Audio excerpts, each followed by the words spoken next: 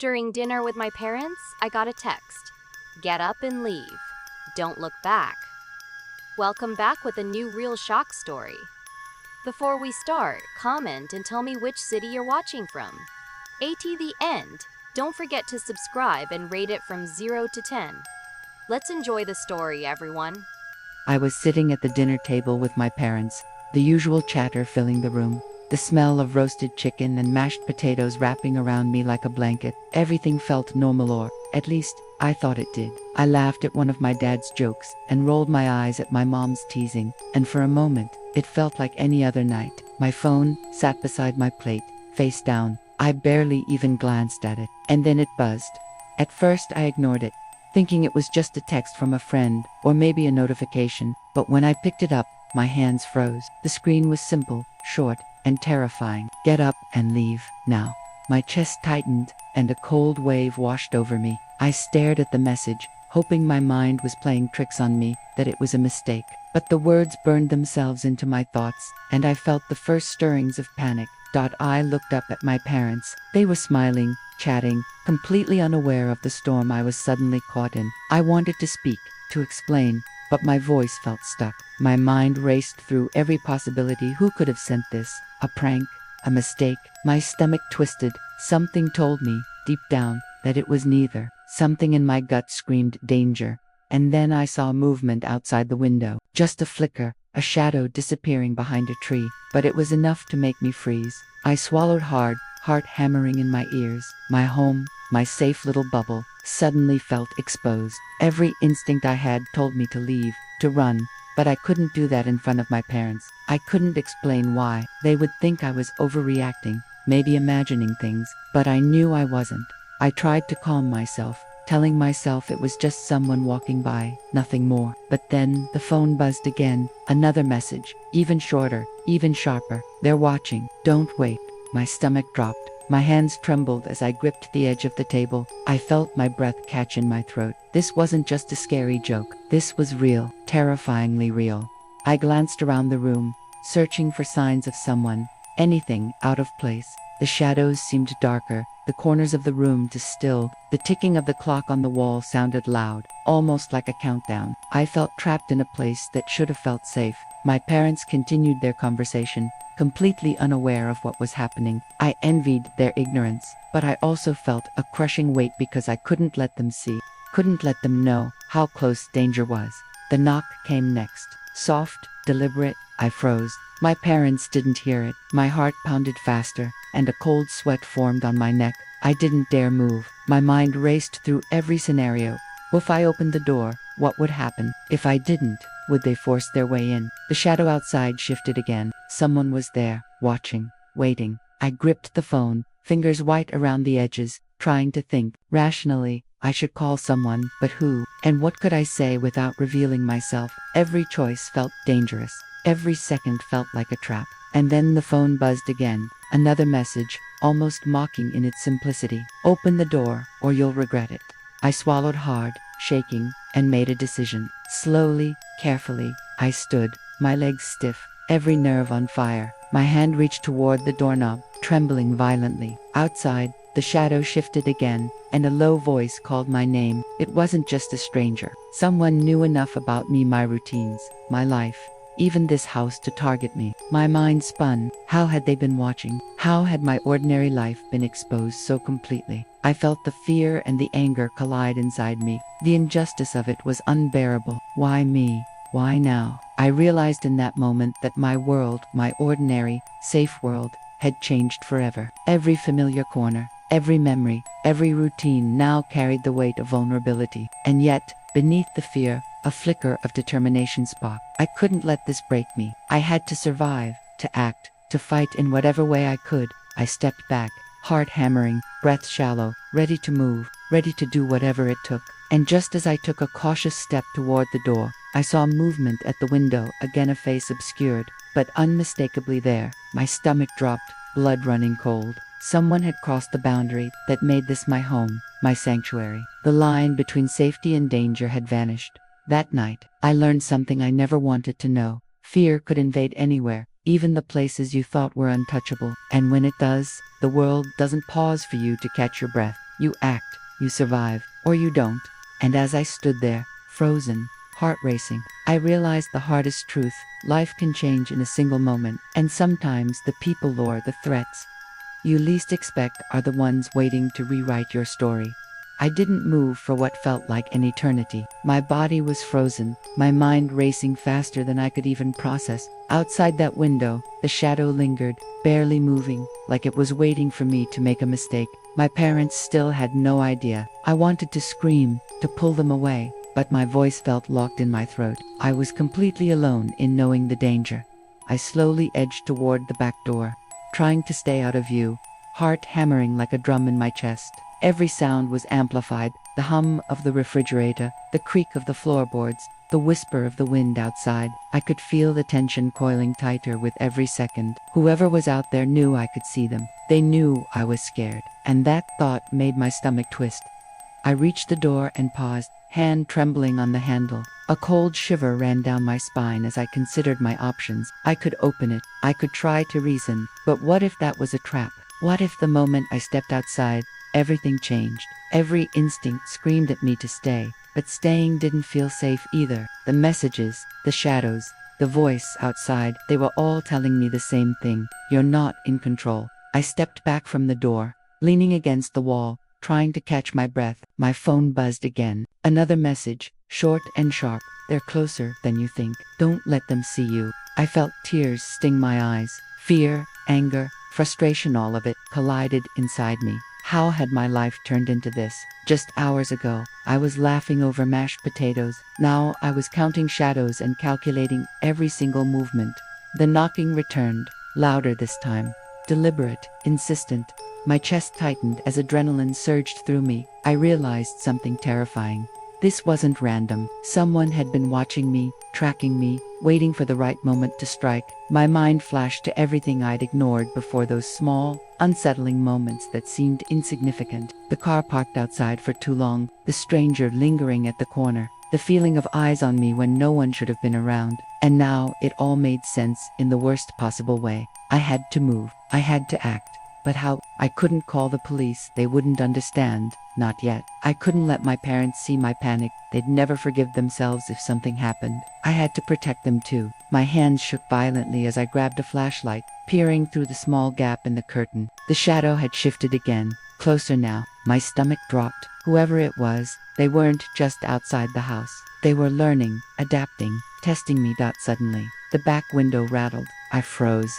The sound was deliberate, too precise to be random. My heart pounded so hard I thought it might give me away. I pressed myself flat against the wall, trying to become invisible. Though I knew invisibility was an illusion, I could hear my own breath, sharp and uneven, echoing in the quiet kitchen. Every instinct screamed that I needed to move, but moving could mean revealing myself, and revealing myself could be fatal. I thought about my life in that moment, my friends, my parents, the safe routines I'd taken for granted. Everything felt fragile now, like a bubble ready to burst at the slightest touch. And maybe that was the point. Maybe fear was the tool, the weapon, the way they reminded me how powerless I could be. But I wasn't powerless. I had to survive. I had to be smarter, faster, better than the threat outside. I remembered the emergency contacts I'd saved but never used. The small plan I'd hoped I'd never need. Slowly, I dialed a friend's number, keeping my movements minimal, whispering the words that felt impossible. Someone's outside. I don't know who. Please, help me. My hands were shaking so hard the phone almost slipped. Every second stretched torturously long. As I waited for an answer, the shadow moved again, disappearing behind the trees for a moment. I exhaled slowly, trying to steady myself, but the fear didn't leave. It lingered, wrapped around me like a heavy coat I couldn't remove. I realized then that the world had changed, not just for me, but for anyone who thought ordinary life was safe. That night, I understood the terrifying truth. The line between safety and danger can disappear in an instant, and sometimes, the people or threats you least expect are the ones ready to take it away. I peeked through the curtain again. The figure was gone. For now, my heart refused to slow, and my mind raced through scenarios, planning the next step, imagining the worst, racing for the unknown. And I knew this wasn't over. The night had just begun, and survival wasn't just about running it. was about understanding, anticipating, and facing the invisible forces that could ruin your life in a single moment. And just when I thought I could breathe again, my phone buzzed one last time. Another message. Simple, chilling, undeniable. You can't hide forever. Alec, they're coming. I couldn't sit still any longer. Every corner of the house felt like it was closing in on me. I tried to stay quiet, to breathe slowly, to convince myself I was safe, but nothing worked. My phone sat on the counter, screen glowing faintly. Each message I'd received replaying in my mind like a drumbeat I couldn't escape. You can't hide forever, Alec. They're coming.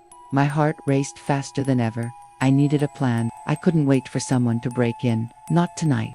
Not here. I whispered to myself, telling myself I had to be smart, careful, precise. I grabbed a backpack, shoving in anything I might need: my wallet, keys, my small flashlight, my charger, even a bottle of water. It felt absurd, like preparing for a storm I couldn't see, but it gave me something tangible to hold on to in the middle of chaos.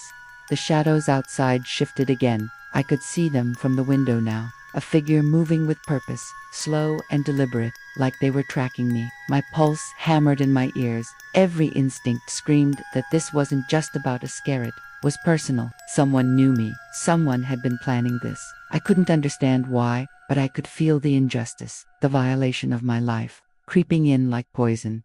I glanced at my parents, sitting obliviously at the table. I wanted to warn them, to grab them and run, but I couldn't. If they saw the fear on my face, they would panic, and I wasn't sure we could all escape together. I had to be the one to face this first, to test the waters, to see how real it was, and that thought alone made my stomach twist. I moved toward the door slowly, my hand hovering over the handle. Outside, the night was still, almost unnaturally so. The streetlights flickered, casting long shadows across the driveway. And then I heard it, a faint whisper, just outside, carrying my name. Alec. My breath caught in my throat. It was calm, deliberate, chilling. Not a stranger yelling, not a random passerby. It was someone who had studied me, someone who knew exactly how to break the ordinary world I'd trusted. Fear surged, but so did something else. How dare they? How dare anyone turn my life upside down, invade my home, strip me of safety? I clenched my fists, feeling the tension and adrenaline merge into something sharp. Something that gave me a sliver of courage. I couldn't stay hidden forever. I had to act. I took a step outside. The air hit me like a wall, cold, sharp, and heavy with the sense that every sound, every movement, could betray me. I scanned the street, and there they were, two figures, partially hidden, watching, waiting. My stomach sank, but I forced myself to breathe steadily. I had to keep my wits, to stay alive. I began to move cautiously, hugging the shadows of the side yard. Each step was calculated, silent, yet every nerve in my body screamed that one mistake would cost me everything. My phone buzzed again, another message. You can't run forever. They know. My heart sank further, and my eyes darted around. They weren't bluffing. They had knowledge, they had patience, and they had intention. I remembered the lessons I'd learned in my life about vigilance, about being cautious, about not trusting appearances. I ducked behind a hedge, trying to remain unseen, while my mind raced through options. I realized, terrifyingly, that I couldn't go home again, not the home I'd known, the place I had trusted. That version of safety no longer existed.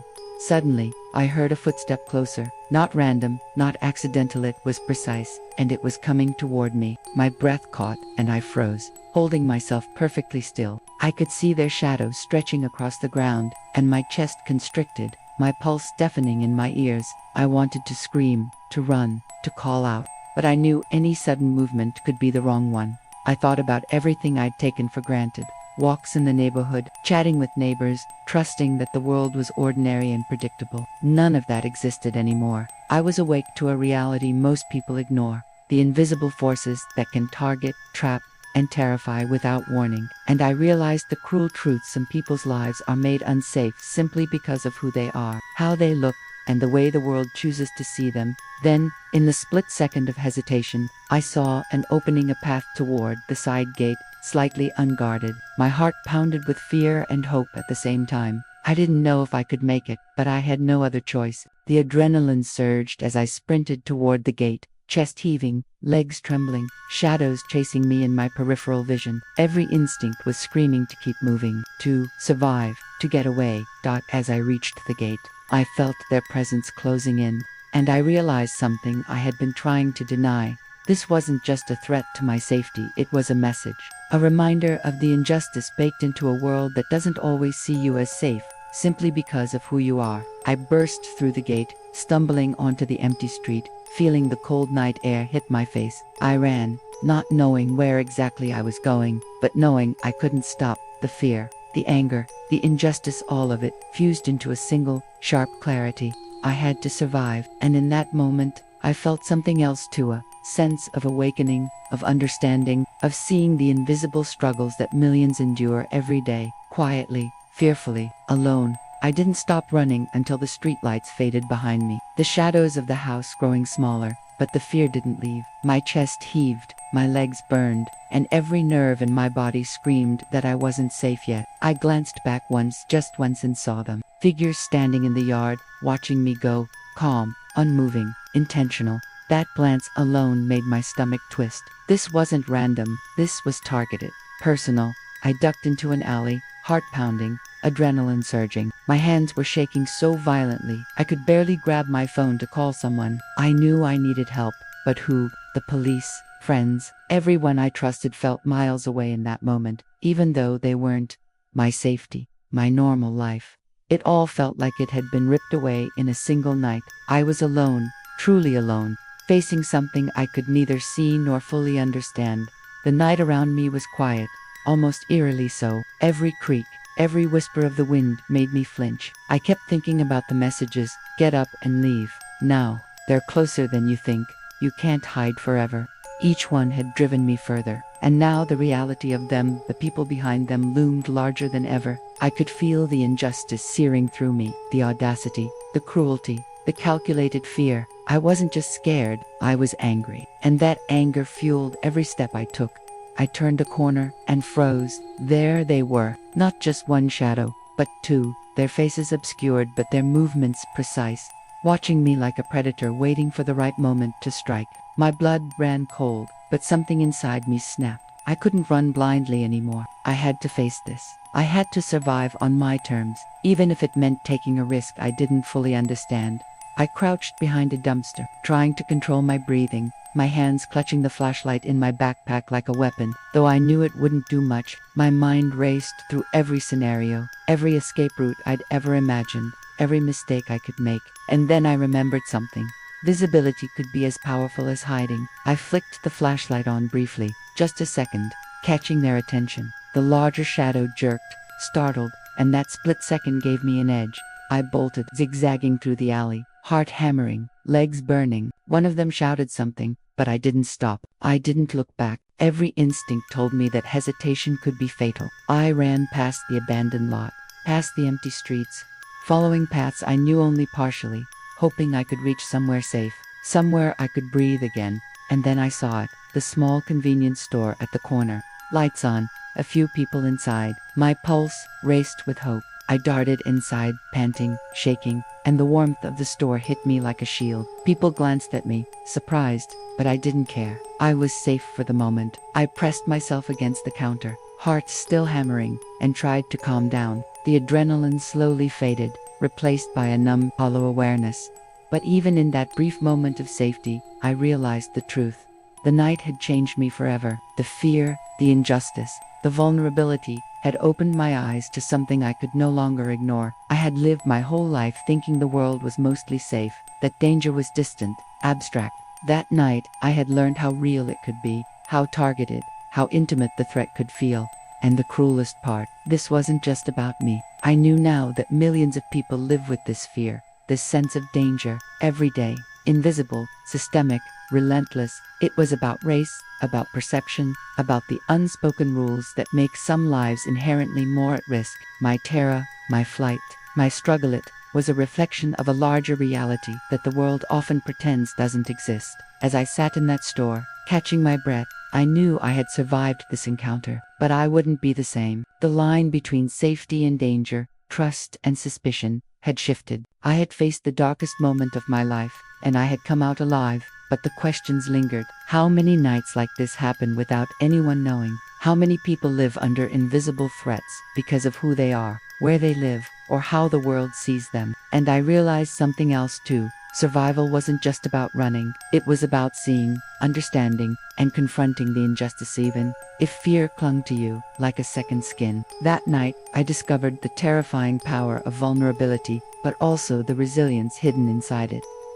I didn't know what the next day would bring, or whether this danger would follow me, but I knew one thing: nothing would ever feel ordinary again. I had seen the truth, lived it, and survived it, and that survival was a story I couldn't keep to myself.